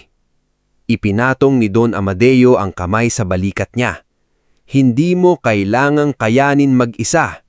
Ang tunay na pamana, Tarsing, hindi dinadalang mag-isa. Ipinapasa ito sa maraming kamay na marunong magmahal. Sa labas ng library, patuloy ang buhay ng mansyon. Nagpaplano pa rin ang mga anak. May mga tawag pa rin sa lupa, video, kontrol at pera. Hindi pa nila alam na unti-unti nang pinapapatibay ni Don Amadeo ang mundong iiwan niya. Isang mundong hindi na iikot sa kanila, kundi sa mga taong minsang walang nakapansin, walang nag-alaga at walang minana kundi pag-asa. Bago tayo magpatuloy sa ating istorya, i-comment mo muna kung taga saan ka at anong oras ka nanunood ngayon. Minsan, habang nakikinig tayo sa kwento ng ibang pamilya, may mga tagpong parang salamin ng totoong buhay, kung saan ang yaman ay nagiging sukatan ng pagmamahal at ang kamatayan ng isang magulang ay nagiging hinihintay na pinto ng mga taong matagal nang nasilaw. Matapos ang araw na nag-record si Don Amadeo ng kanyang malinaw na pahayag sa library, mas naging tahimik ang takbo ng mansyon. Hindi iyon katahimikang payapa. Iyon ay katahimikang parang huling yugto ng isang mahabang laban. Sa labas, patuloy ang pagdilig ni Tarsing sa mga rosas ni Doña Eulogia. Sa kusina, patuloy ang paghahanda ni Aling Presi ng malalambot na pagkain na kaya pang lunukin ng matanda. Sa private wing, patuloy si Maribel sa pag-aasikaso ng gamot, temperatura at purso. Si Drora Mirela ay mas madalas nang bumisita at bawat pagdating niya ay may dalang panibagong pag-aalala sa muka kahit sinusubukan niyang maging patag. Lumipas ang mga linggo. Ang 6 na buwan na sinabi ng doktor ay unti-unti nauubos na parang kandilang tahimik na natutunaw sa tabi ng bintana. Minsan may araw na lumalakas si Don Amadeo. Nakakaupo siya sa veranda, nakakapanbiro kay Liora at nakakapagkwento tungkol sa unang bodega ng bigas na itinayo niya gamit ang utang, pawis at kapal ng muka. Pero may mga araw din na halos hindi siya makabangon. Nanginginig ang kamay niya kapag hawak ang kutsara. Minsan, kailangang alalayan ni Maribel ang ulo niya para makainom ng tubig. Kapag sobrang sakit ng katawan niya, hindi siya umuungong ng malakas. Pinipikit lang niya ang mata at mahigpit na hinahawakan ang maliit na rosaryo na iniwan ni Doña Eulogia. Isang umaga, habang bahagyang makulimlim sa Tagaytay, hiniling ni Don Amadeo na ilapit ang kanyang kama sa malaking bintana ng kwarto. Gusto raw niyang matanaw ang hardin ng rosas. Sina Tarsing at Ompong ang maingat na nag-ayos ng higaan. Si Maribel ang naglagay ng malinis na kumota habang si Aling Presi ay tahimik na naghanda ng mainit na sabaw. "Dito po ba, Don Amadeo?" tanong ni Tarsing habang inaayos ang pagkaharap ng kama sa bintana. Tumanggo ang matanda. "Diyan, gusto kong makita ang mga rosas ni Eulogia." Tuloy pa rin po ang pamumulaklak. Sabi ni Liora na nasa may pintuan, dala ang ilang bagong pitas na puting gumamela. Ngumiti si Don Amadeo. Mabuti pa ang halaman. Kahit alam nilang darating ang pagkalanta, namumulaklak pa rin. Napayoo si Liora. Hindi niya alam kung paano sasagot sa taong unti-unti nang nagpapaalam. Sa mga nakaraang buwan, naging malapit siya kay Don Amadeo. Tinuruan siya nitong magbasa ng kontrata, magtanong sa mga supplier, at higit sa lahat, huwag matakot mangarap kahit mahirap ang pinanggalingan. Para sa kanya, hindi na lamang donor ng scholarship si Don Amadeo. Isa na itong lolo na nagbibigay ng payo sa kanya sa bawat pagkakataong humihina na ang boses, ngunit lumalalim ang kahulugan ng salita. Pumasok si Doktora Mirela upang tignan ang kalagayan ng matanda. Hinawakan niya ang pulso nito, tinignan ang paghinga, at sandaling nakipagtinginan kay Maribel. Hindi na nila kailangang magsalita. Alam nilang pareho na papalapit na ang dulo. Doktora, sabi ni Don Amadeo, huwag mo nang pagandahin ang sasabihin mo. Ilang araw. Napahinga ng malalim si Doktora Mirela. Hindi ko po kayang sabihin ng eksakto, pero kailangan na po nating ihanda ang lahat. Handa na ako, sagot ng matanda. Ang hindi ko lang alam, handa na ba silang tumanggap ng katotohanan? Alam ng lahat kung sino ang tinutukoy niya. Sa mga panahong iyon, bihira pa ring magpakita ang 4 na anak ng may tunay na malasakit. Dumadalaw sila, oo, ngunit hindi upang magbantay sa gabi o maghanda ng gamot. Dumadalaw sila para magtanong kay Attorney Nicanor kung kailan ang susunod na board meeting, kung sino ang may hawak ng access sa vault at bakit hindi pa rin sila pinapayagang pumasok sa library nang walang pahintulot. Kapag pumapasok sila sa kwarto ni Don Amadeo, lagi silang may kasamang pakay. Isang hapon, pumasok si Gabriel, hawak ang isang folder. Mahina na si Don Amadeo, ngunit bukas ang mata nito.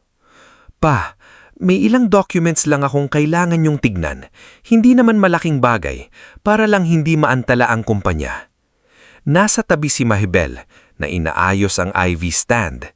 Napatingin siya kay Don Amadeo, naghihintay kung papayag ito. Ano yan? Mahinang tanong ng matanda. Temporary authorization lang habang nagpapahinga kayo. Mula sa pintuan, biglang nagsalita si Attorney Nicanor na kararating lang. Hindi na kailangan niyan, Gabriel. May existing corporate succession safeguards ang kumpanya. Napairap si Gabriel. Attorney, pamilya itong usapan. Hindi, malamig na sagot ni Attorney Nicanor. Legal itong usapan dahil dokumento ang hawak mo. Nang makita ni Don Amadeo ang mukha ni Gabriel, hindi pag-aalala kundi pag-irita dahil nabigo ang plano. Pumikit siya. Lumabas ka muna, Gabriel. Pa, I'm trying to help. Kung gusto mong tumulong, anak, mauupo ka rito at manahimik. Hawakan mo ang kamay ko. Huwag kang magdala ng papel. Hindi nakakibo si Gabriel. Ilang segundo siyang nakatayo, waring nahihiyang maging anak ng hindi hinihinging pirma. Sa huli, pinili niyang umalis. Nang magsara ang pinto, bumagsak ang luha ni Don Amadeo sa gilid ng kanyang mata. Hindi na siya nagsalita. Dumating ang araw na hinihintay at kinakatakutan ng mga taong tunay na nagmamahal sa kanya. Madaling araw iyon. Mahina ang ulan sa labas. Ang ilaw sa kwarto ay malambot at dilaw. Nandoon sina Tarsing, Maribel, Liora, Aling Presi, Ompong, Doktora Mirela at Attorney Nicanor. Pinatawag din ng 4 na anak. Dumating sila, ngulit sa iba't ibang mukha ng pagkabalisa. Si Clarimond ay umiiyak, ngunit panay ang tingin sa abogado. Si Ivana ay walang dalang kamera sa unang pagkakataon, pero tila hindi alam kung paano umakter ng walang audience. Si Brixen ay maputna, takot marahil sa kamatayan o sa mga susunod pagkatapos nito.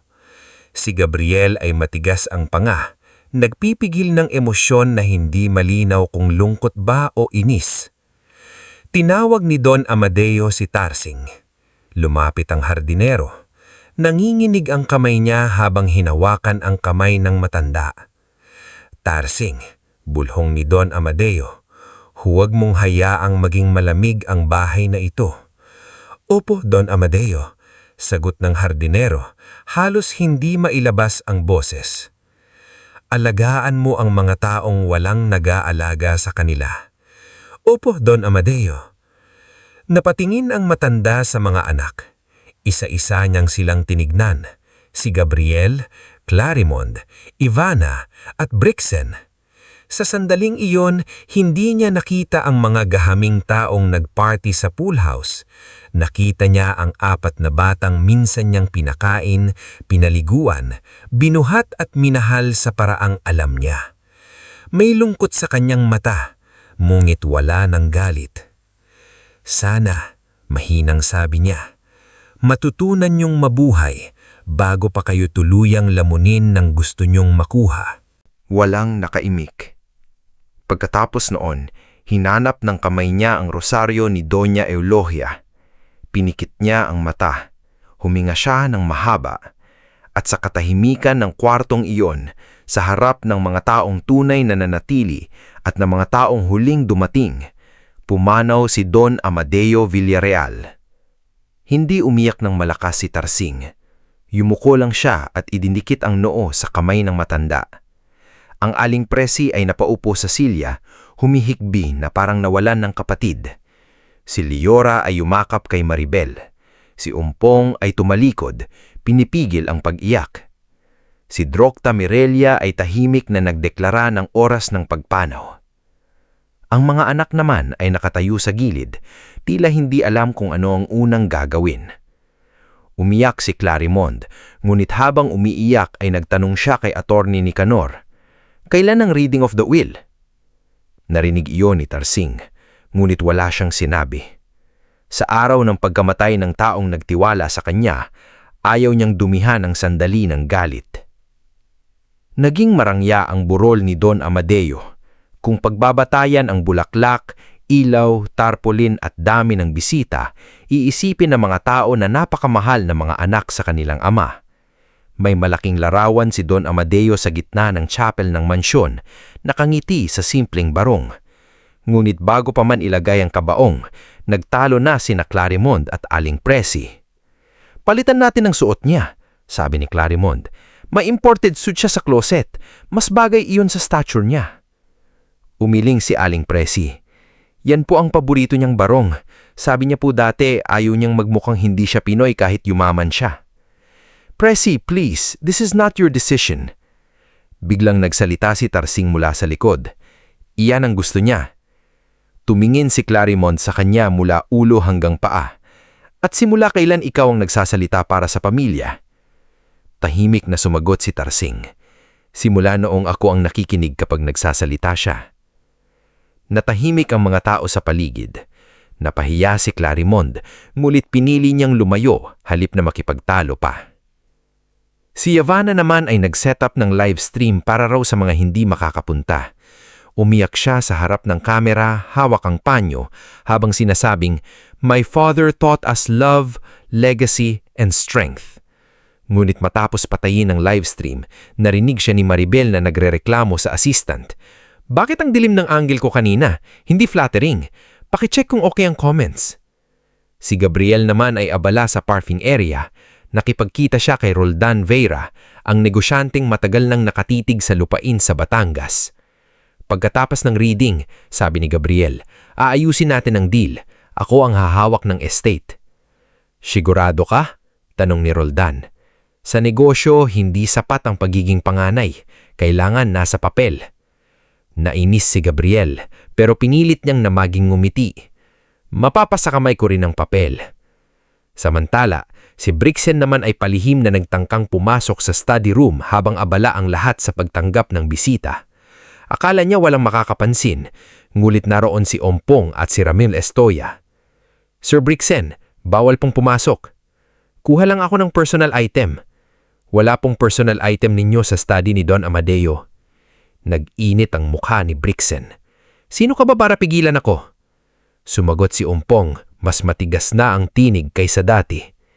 "Kami po ang mga taong inutusan niyang bantayan ang hindi ninyo dapat galawin." Napaatras si Brixen.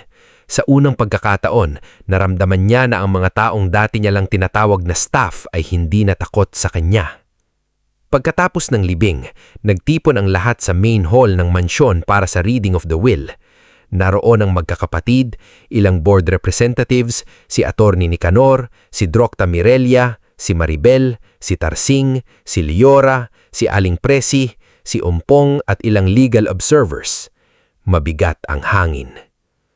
Sa malaking pader sa likod, nakasabit ang larawan ni Don Amadeo at Doña Eulogia nung bata pa sila, magkahawak handamin sa unang bodega ng bigas. Umupo sina Gabriel, Clarimond, Yavana at Brixen sa unahan. Halata ang kumpiyansa sa kilos nila. Para sa kanila, pormalidad na lang ito.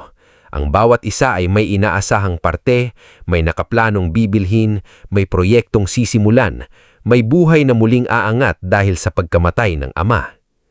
Binuksan ni Attorney Nicanor ang folder.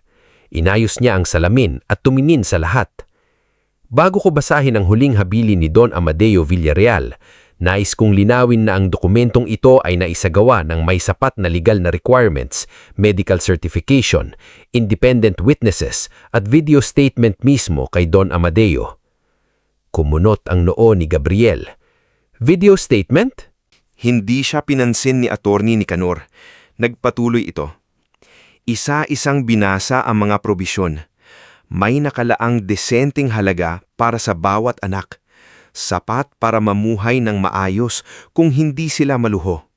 Sapat para magsimula muli kung marunong silang magpakumbaba. Ngunit hindi iyon ang inaasahan nila. Wala sa kanila ang nakakuha ng full control sa kumpanya. Wala sa kanila ang nakakuha ng mansyon. Wala sa kanila ang nakakuha ng greenhouse lands. Wala sa kanila ang nakakuha ng pangunahing personal na holdings. Pagkatapos, dumating ang linyang nagpatahimik sa buong silid. Ang pangunahing mansyon sa Tagaytay kasama ang greenhouse lands, personal estate holdings na nakasaad sa Annex B at ang pondo para sa pagtatatag ng Eulogia Home for Abandoned Elders and Scholars ay ipagkakatiwala at ililipat kay Tarcisio Mabilog bilang legal heir and trustee, alinsunod sa mga kondisyon at layuning itinakda ni Don Amadeo Villarreal. Parang nabasag ang buong mundo ng magkakapatid. What? Sigaw ni Gabriel, tumayo bigla. That's impossible! Si Clarimond ay napahawak sa dibdib. Sa hardinero? Sa hardinero niya ibinigay? Si Yavana ay namutla. This is manipulation. This is elder abuse. Si Brixen naman ay tumayo rin. Hindi pwede to. Niloko ninyo siya. Si Tarsing naman ay hindi makagalaw. Kahit alam niya ang tungkol sa habilin, iba pa rin ang bigat ng marinig ito sa harap ng lahat. Hindi siya mukhang nanalo. Mukha siyang taong nilagyan ng bundok sa balikat. Lumabit si Clarimond sa kanya, nanginginig sa galit. Anong ginawa mo sa ama namin? Anong pinainom mo? Anong sinabi mo? Hinarangan siya ni Maribel. Ma'am, tama na. Huwag kang makialam, sigaw ni Clarimond. Doon nagsalita si Attorney Nicanor, mas malakas na ngayon. Kung tapos na ang unang bugso ng emosyon, ipapakita ko ang mga ebidensyang iniwan ni Don Amadeo. Ipinabukas ni Attorney ang screen sa main hall. Una, lumabas ang medical certification ni Doktora Mirela. Malinaw ang cognitive capacity ni Don Amadeo noong binago ang habilin. Sumunod ang notarized documents, security logs at signed witness statements. Pagkatapos, ipinalabas ang video statement ni Don Amadeo. Sa screen, lumitaw ang matanda. Mahina ang katawan ngunit malinaw ang mata. Ako si Amadeo Villarreal. Ginagawa ko ang pahayag na ito ng buong linaw ang isip, walang pamimilit at may sapat na kaayaman sa aking mga desisyon. Tahimik ang lahat, kahit si Gabriel ay hindi makapagsalita. Nagpatuloy ang video. Minahal ko ang aking mga anak. Ibinigay ko sa kanila ang lahat ng kaya kong ibigay. Ngunit ang kayamanang pinaghirapan ko ay hindi ko maaaring iiwan sa mga kamay na hindi marunong kumalinga. Napatingin ang ilang board representatives sa magkakapatid. Pagkatapos ng pahayag, ipinalabas ni Attorney Nicanor ang isa pang file. Doon na lumabas ang gabing iyon sa pool house. Hindi malinaw ang lahat ng anggulo, ngunit sapat para makita at marinig ang dapat marinig. Naroon si Clarimond na nagtataas ng baso. Naroon si Ivana na nagbibiro tungkol sa content. Naroon si Brixen na nagsasabing konting tiis na lang. At naroon si Gabriel, lasing ngunit malinaw ang sigaw. Sa wakas, makukuha na natin ang pamana! Parang may kumalabog na katahimikan sa buong hall. Walang gumalaw, walang ubo, walang bulungan. Kahit ang mga staff na matagal nang nakakaalam ng ugali ng mga anak ay napaiiyak sa hiya para kay Don Amadeo. Nawalan ng kulay ang mukha ni Ivana. That was private, bulong niya. Hindi, sabi ni attorney. Iyon ay ebidensya ng dahilan kung bakit nagdesisyon ang ama ninyo. Si Gabriel ay nagwala. Hinampas niya ang baso sa mesa hanggang mabasag ito. Peke yan! Lahat yan gawa-gawa! Tumayo si Doktora Mirela. Ako ang doktor ni Don Amadeo. Pinapatunayan ko na malinaw ang pag-iisip niya. Walang pumilit sa kanya. Sumunod si Maribel. Ako ang nurse niya. Nakita ko kung sino ang nag-aalaga at kung sino ang dumating lang kapag may kailangan. Si Ompong naman ay nagsalita rin. Sinuhulan po ako ni Sir Brixen para hanapin ang safe keys. Napaatras si Brixen. Sinungaling ka! May recording, sabi ni attorney. Sunod namang inilabas ang impormasyon tungkol sa pagtatangka ni Gabriel na kumuha ng unauthorized authorization, ang pagdala ni Clarimond kay Dr. Silvano upang palabasing mentally unfit ang ama, ang mga maninirang posts ni Ivana at ang pakikipag-ugnayan ni Brixen kay Urbano Calleja para maghalongkay ng papeles kontra sa estate. Bawat ebidensyang lumalabas ay parang bato sa dibdib ng magkakapatid. Hindi na sila makakatago sa mamahaling damit, apelyido o peking luha. Sa harap ng lahat, unti-unting hunubad ang tunay nilang kayuan.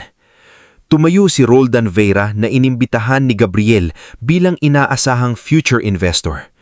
Lumapit siya kay Gabriel at malamig na sinabi, "Mukhang wala kang kontrol sa lupa.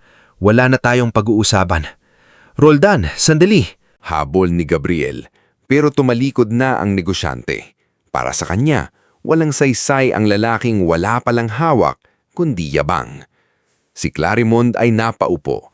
Umiiyak na ngayon, hindi dahil sa ama, kundi dahil sa kahihiyang bumagsak sa kanya. Si Ivana ay pilit na binubura ang ilang post sa cellphone, ngunit huli na. Si Brixen ay nanginginig, hindi alam kung saan pupunta. Sa gitna ng kaguluhan, tumayo si Tarsing. Lahat ay napatingin sa kanya.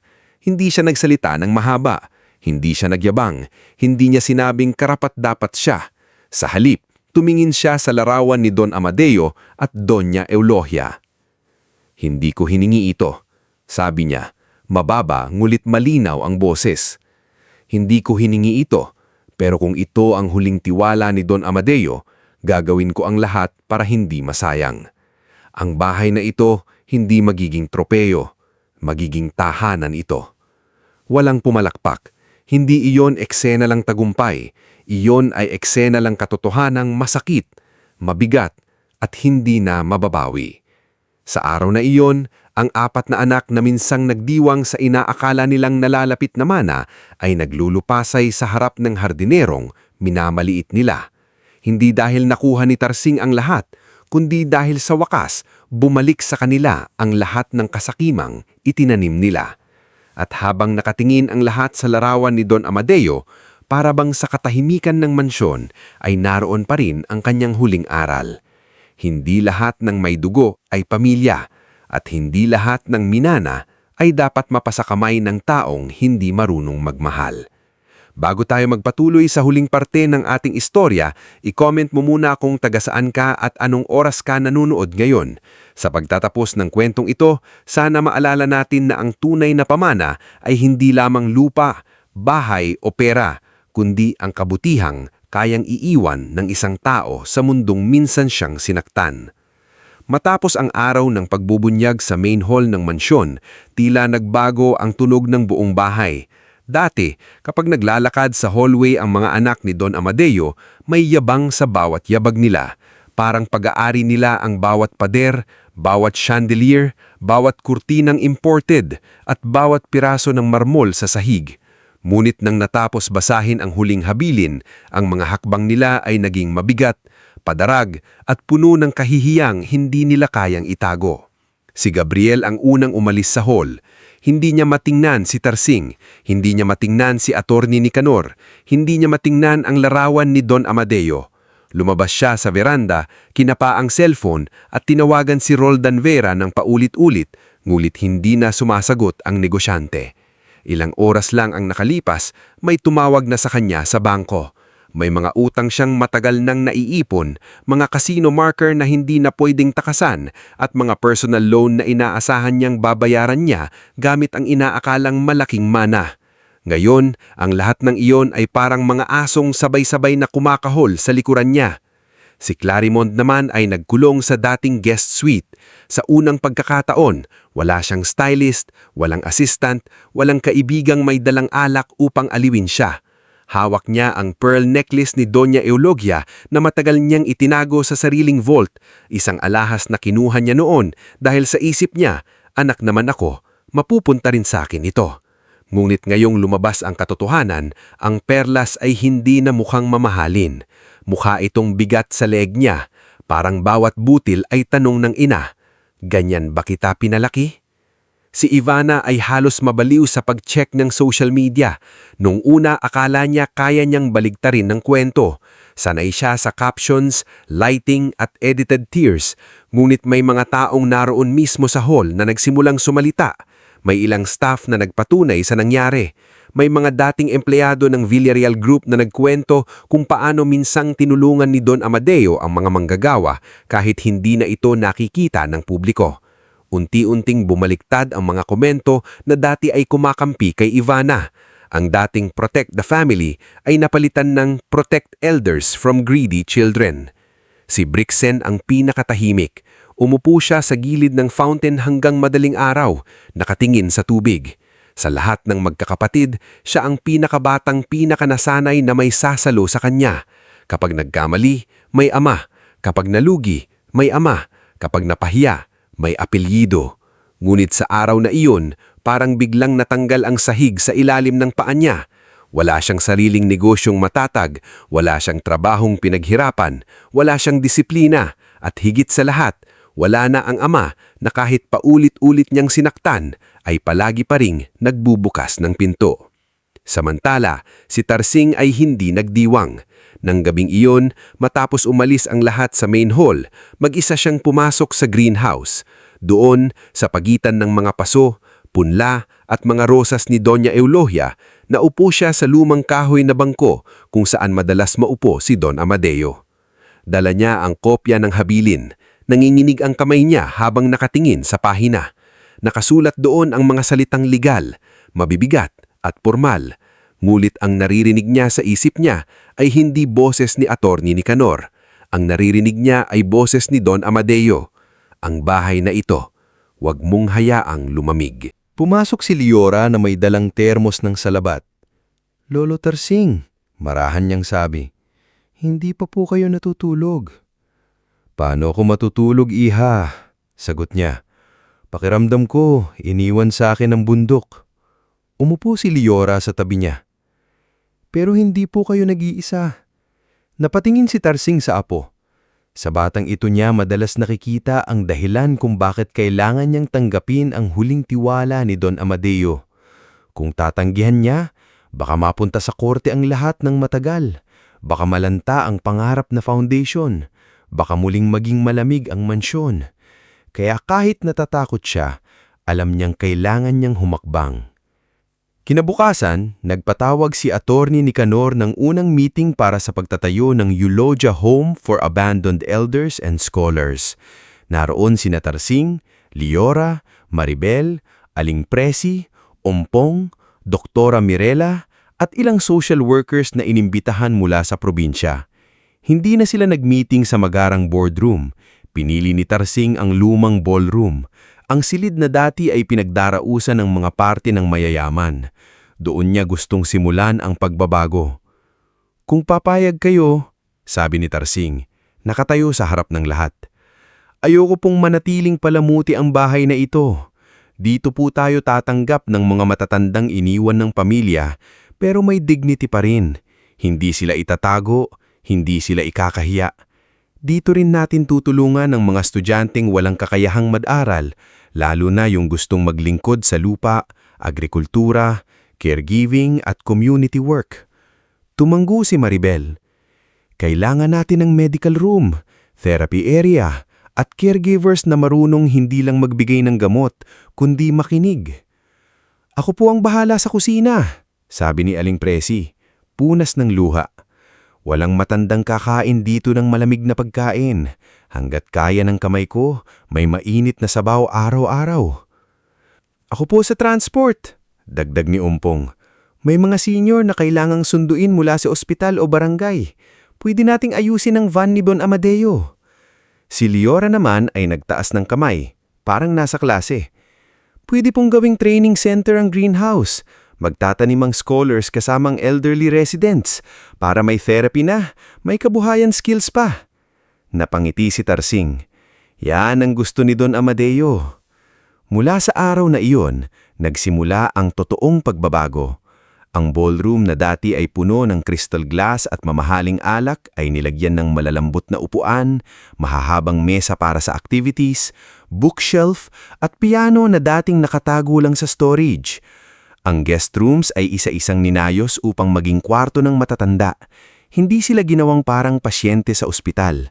Bawat kwarto ay may kurtinang maliwanag, maliit na mesa, halaman sa tabi ng bintana at pangalan ng residenteng titira roon. Ang library ni Don Amadeo ay binuksan bilang reading room para sa mga scholars. Ang ilan sa lumang business books ay nanatili, ngunit dinagdagan ito ng mga aklat tungkol sa agrikultura, social work, caregiving, entrepreneurship at Filipino literature. Sa dingding, ipinalagay ni Tarsing ang larawan ni Don Amadeo at Doña Eulogia, hindi bilang mag-asawang mayaman, kundi bilang dalawang taong nakangiti sa harap ng unang bodega ng bigas. Lumipas ang 3 buwan, dumating ang unang 5 elderly residents. Isa sa kanila si Lola Benilda, 71 taong gulang, iniwan ng pamangkin sa ospital matapos ma-stroke. Naroon din si Tatang Milencio, dating karpintero na nawalan ng bahay matapos ibenta ng mga anak ang lupang tinitirahan niya. Si Lola Corazon ay dating mananahi na halos hindi nagsasalita nung unang dumating dahil matagal siyang kinulong ng lungkot sa isang maliit na kwarto ng bahay ng anak. May dumating ding mag-asawang matatanda, sina Tatang Oswaldo at Lola Natividad, na ayaw paghiwalayin kahit walang anak na gustong kumukup sa kanila.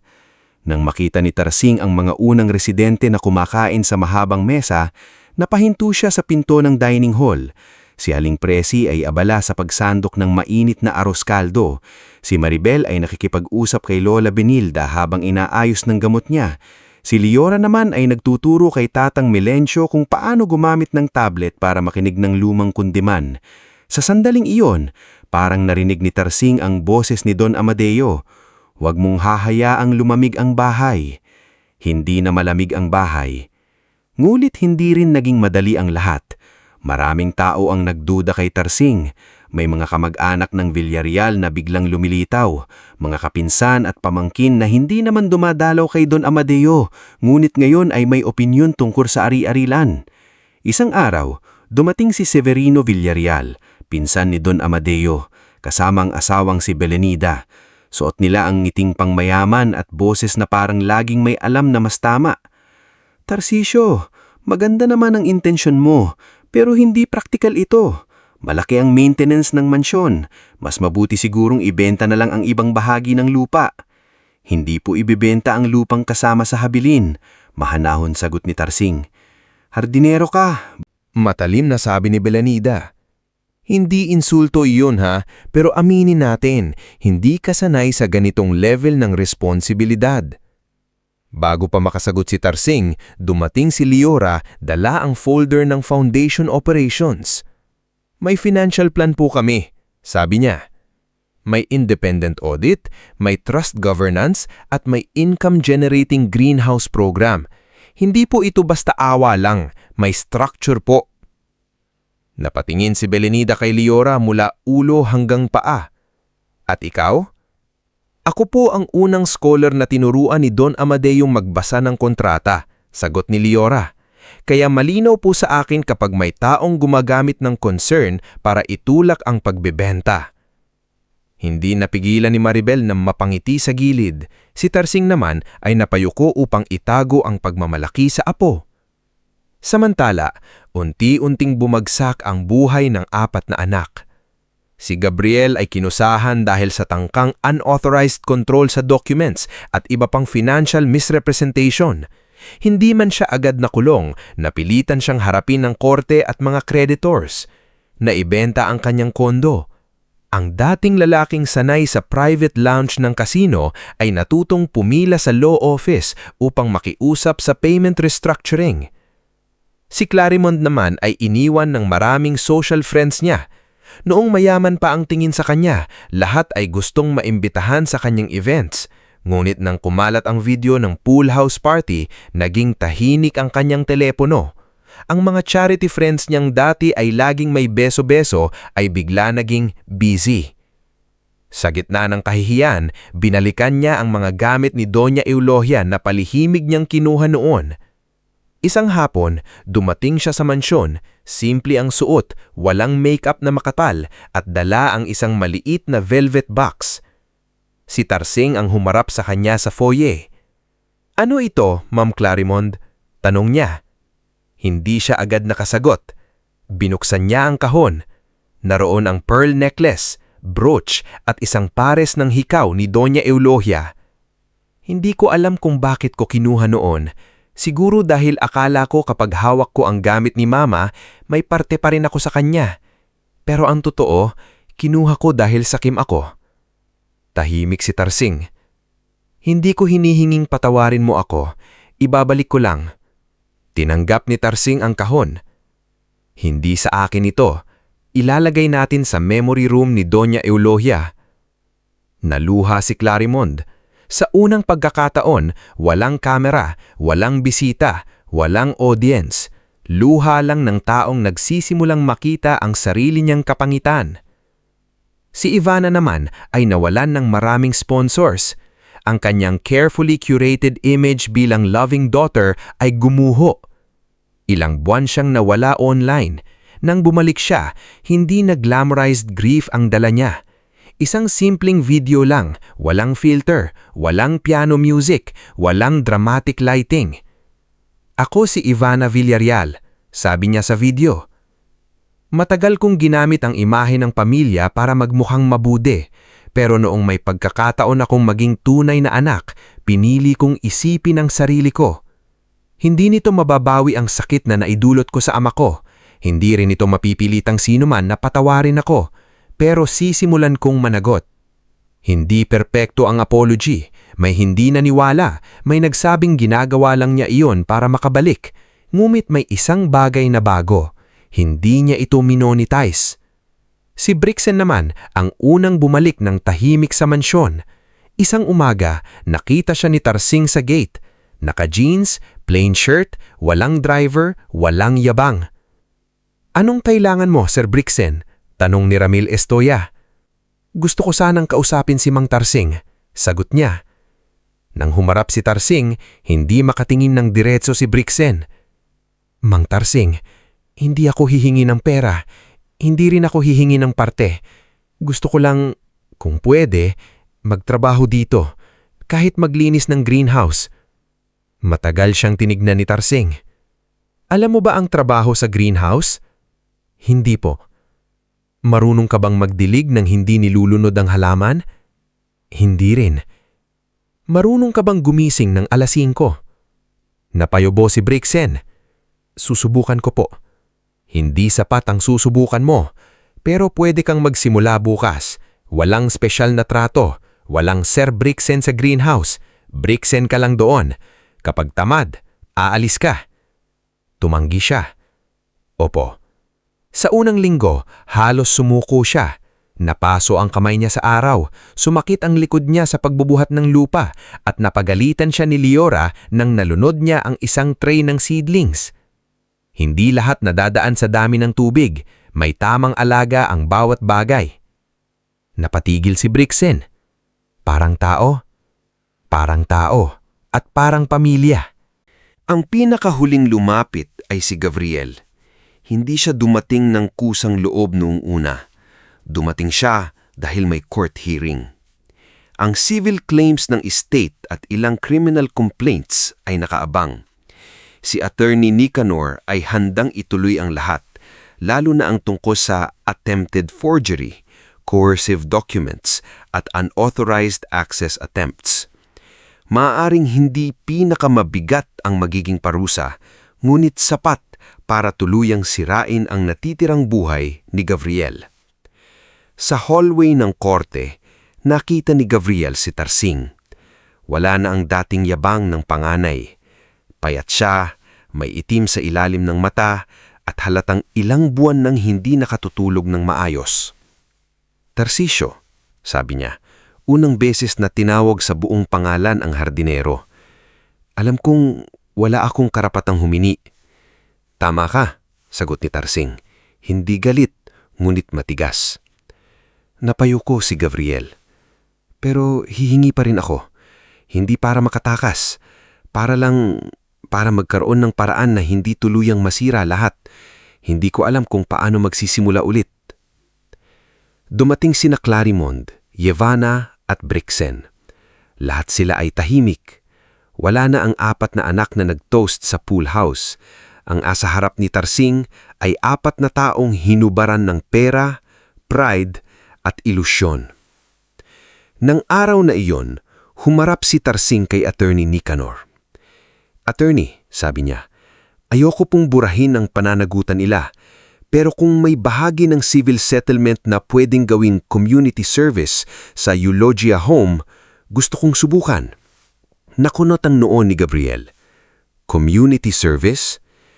Tumingin sa kanya si Tarsing.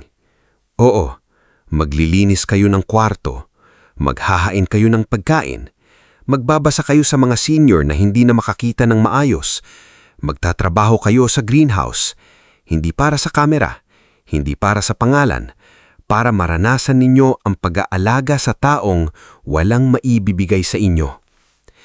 Hindi agad nakapagsalita ang magkakapatid. Dagdag ko, hindi ito kapalit ng lahat. Hindi rin ito instant forgiveness.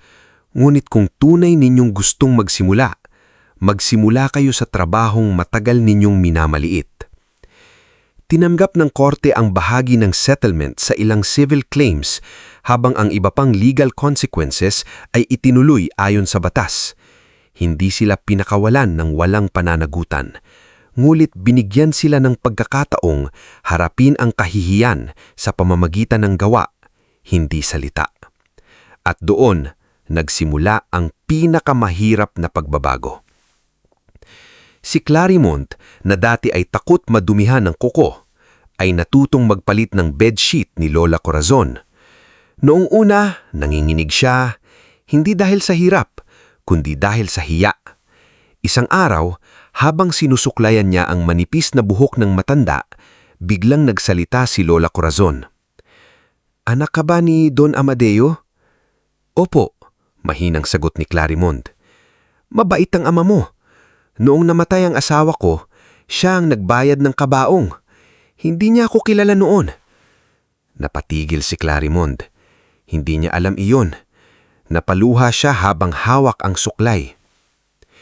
Si Ivana ay inatasang magbasa ng mga liham para sa mga matandang hindi na malinaw ang mata.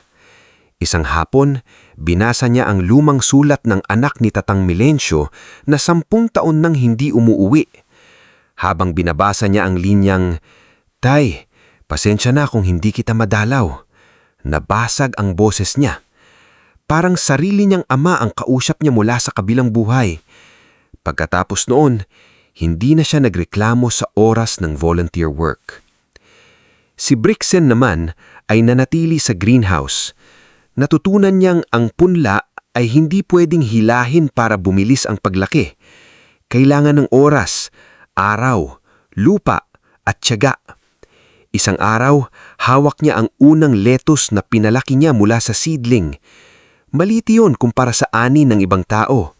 Pero para kanya, iyon ang unang bagay na hindi binili, hindi hiningi at hindi minana. Pinaghirapan niya. Si Gabriel ang pinakahuling yumuko ng tunay. Siya ang inassign ni Tarsing sa hardin ng rosas ni Doña Eulogia. Noong una, pakiramdam niya ay insulto iyon. Siya, ang panganay na dating nag-aasang maging chairman, ngayon ay nagdidilig ng rosas sa ilalim ng araw. Ngunit isang hapon, habang nagtatanggal siya ng tuyong lahat, nakita niya ang maliit na plaka na ipinalagay ni Tarsing sa gitna ng hardin. Nakasulat doon, "Ang tunay na pamana ay hindi ari-arian, kundi pusong natutong mahalin bago mahuli ang lahat." Napaupo si Gabriel sa lupa. Sa unang pagkakataon, umiyak siya ng walang galit. Hindi dahil nawala ang mana, hindi dahil natalo sa korte. Umiyak siya dahil naalala niya ang ama niyang minsang bumuhat siya sa balikat noong bata siya. Ang amang naghihintay sa hapag. Ang amang nasa wheelchair sa likod ng glass wall habang siya mismo ang sumigaw na sa wakas makukuha na nila ang mana. Doon, sa harap ng rosas ng ina niya, unang beses niyang nasabi ng buo, "Patawad pa." Walang sumagot. Hangin lang ang dumaan sa mga dahon. Ngunit minsan, sapat na ang katahimikan upang maramdaman ng tao ang bigat ng huli niyang nasayang. Lumipas ang 3 taon. Ang dating Villarreal Mansion, na dating malamig at puno ng alitan, ay naging isang buhay na tahanan. Sa gate, hindi na nakasulat ang pangalan ng pamilya bilang simbolo ng yaman. Nakalagay na roon, Eulogia Home for Abandoned Elders and Scholars. Tuwing umaga, maririnig ang tawanan ng matatanda sa veranda. Sa hapon, may mga estudyanteng nag-aaral sa library. Sa greenhouse, nagtutulungan ang scholars at residents sa pagtatanim ng gulay at bulaklak. Ang dating pool house na pinagdarausan ng makasalanang party ay ginawang rehabilitation and activity center, kung saan nagpipinta si Lola Corazon, nagkukwento si Tatang Melencio, at kumakanta ng lumang kundiman sina Tatang Oswaldo at Lola Natividad. Si Liora ay nakapagtapos ng agribusiness management at naging administrator ng foundation. Hindi siya naging mayabang kahit hawak niya na ang operasyon. Lagi niyang dala ang lumang notebook kung saan niya isinulat ang unang lessons ni Don Amadeo tungkol sa kontrata, lupa at tiwala. Si Maribel ay naging head caregiver. Sa ilalim niya, hindi lang medical care ang itinuro sa mga tauhan, kundi respeto. Lagi niyang sinasabi sa bagong staff, "Hindi natin inaalagaan ang matatanda dahil kawawa sila.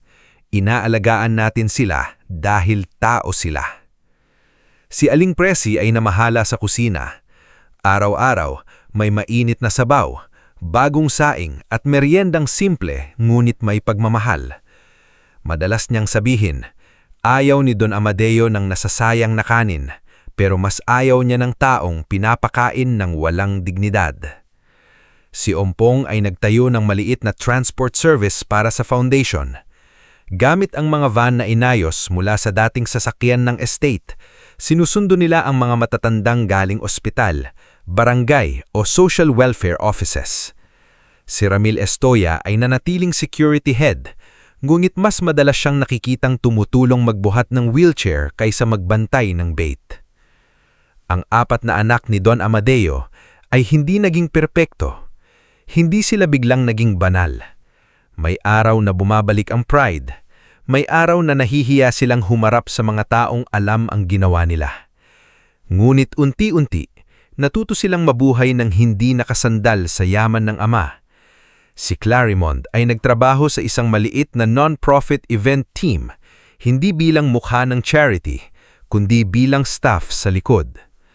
Si Ivana ay bumalik online, mulit ang content niya ay mas simple. Walang drama, walang pagpapanggap, at mas madalas ay tungkol sa elder care awareness na hindi niya nimomonetize.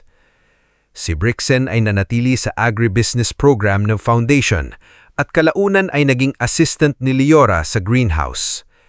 Si Gabriel, matapos harapin ng mga utang at legal consequences, ay nagsimulang magtrabaho bilang consultant sa maliit na cooperative ng magsasaka, hindi gamit ang apelyedo, kundi gamit ang natitirang kaalaman niya sa negosyo. Hindi sila agad pinatawad ni Tarsing at hindi rin niya minadali. Para sa kanya, ang pagpapatawad ay hindi papel na pinipirmahan upang matapos ang gulo. Ito ay mahabang daan na linalakaran araw-araw. Ngunit hindi na rin niya silang itinaboy dahil alam niyang kung nabuhay pa si Don Amadeo, hindi man nito ibabalik sa kanila ang yaman, gugustuhin pa rin nitong matuto silang maging tao. Isang hapon, sa 3 anibersaryo ng pagkamatay ni Don Amadeo, nagtipon ang lahat sa Hardin ng Rosas.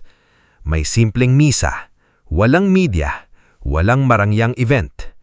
Naroon ang matatanda, scholars, staff at ang 4 na anak. Sa gitna, nakatayo si Tarsing. Mas marami na ang puting buhok, ngunit mas mapayapa ang mukha. Pagkatapos ng dasal, lumapit siya sa bench kung saan madalas umupo si Don Amadeo. Umupo siya roon, hawak ang lumang sombrero ng matanda. Sa tabi niya, inilagay ni Liora ang isang maliit na tasa ng salabat. "Para kay Don Amadeo," sabi ng dalaga. Ngumiti si Tarsing. "Kung nandito iyon, sasabihin niyang masyadong matamis." "Binawasan ko na po ang asukal," natatawang sagot ni Liora. Sa di kalayuan, nakita ni Tarsing si Gabriel na tumutulong kay Tatang Melencio sa wheelchair, si Clarimond na nag-aayos ng bulaklak sa chapel, si Ivana na nakikipag-usap kay Lola Benilda nang walang hawak na kamera, at si Brixen na nagtuturo sa isang batang scholar kung paanong lipatin ang punla. Hindi perpekto ang lahat, ngunit buhay. May pagbabago, may paghilom, may saysay ang sakit na pinagdaanan. Tiningnan ni Tarsing ang mga rosas ni Doña Eulogia. Pimikit siya sandali at kinausap sa isipan ang matandang nagtiwala sa kanya. "Don Amadeo," bulong niya, "hindi na malamig ang bahay." Umihip ang hangin, gumalaw ang mga rosas. Mula sa dating mansyon puno ng kasakiman, nabuo ang tahanang nag-aaruga sa malanakalimutan. At sa huli, hindi ang mga anak ang nagmana ng pinakamahalagang bagay na iniwan ni Don Amadeo. Ang tunay niyang pamanahay ay nabuhay sa bawat matandang muling ngumiti, sa bawat eskolar na natutong mangarap, sa bawat anak na natutong yumuko, at sa bawat taong nakapasok sa bahay na iyon at naramdaman na kahit minsan silang iniwan ng mundo, may lugar pa rin silang matatawag na tahanan.